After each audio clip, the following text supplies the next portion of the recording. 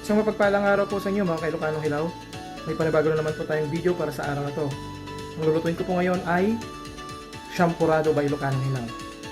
Pero po, luto na po tayo ng champurrado.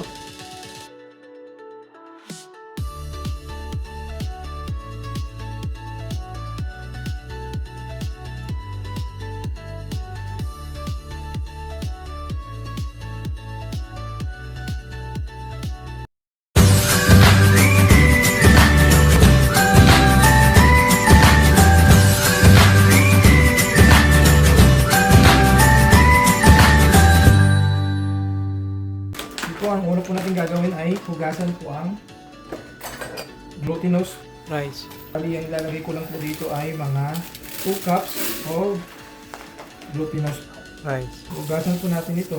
Yung first hugas ay tatapon po natin. Kasi, syempre, may mga dumi ito kahit nasa plastic.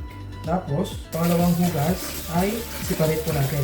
Separate po natin. So, ilagay po natin dito sa isang bowl. Side natin. Okay na.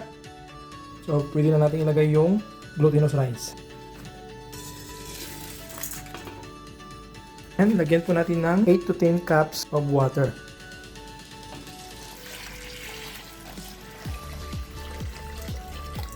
So, hayaan po natin kumulo at pwede na natin takpan.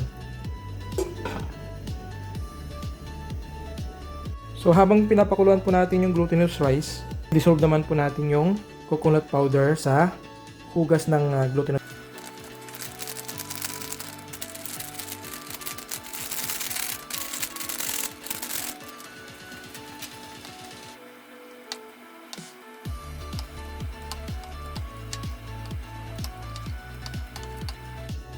So, i-dissolve po natin yung kokwa sa coconut milk or powder.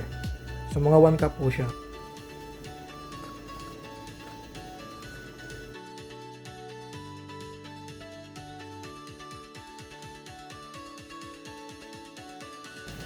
Check po natin kung kumukulo na. Kung kumukulo na po, haluin po natin ito para hindi siya dikit-dikit sa kaldero. So, ganyan, haluin po natin. So, pwede nating haluin ito from time to time para hindi siya magdikit sa kaldero. Takpan po natin ulit.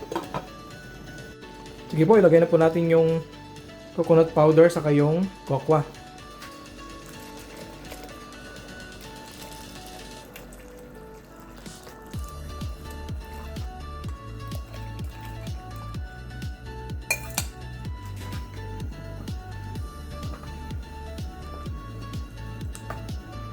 Lutuin po natin yung glutinous rice ng maigi. Po, ilagay na po natin yung brown sugar.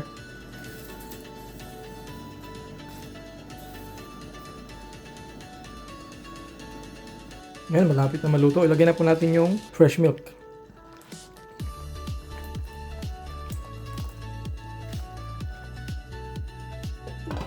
Takpan po ulit natin. So, haluin po ulit natin para hindi siya magdikit-dikit or didikit sa kaldero.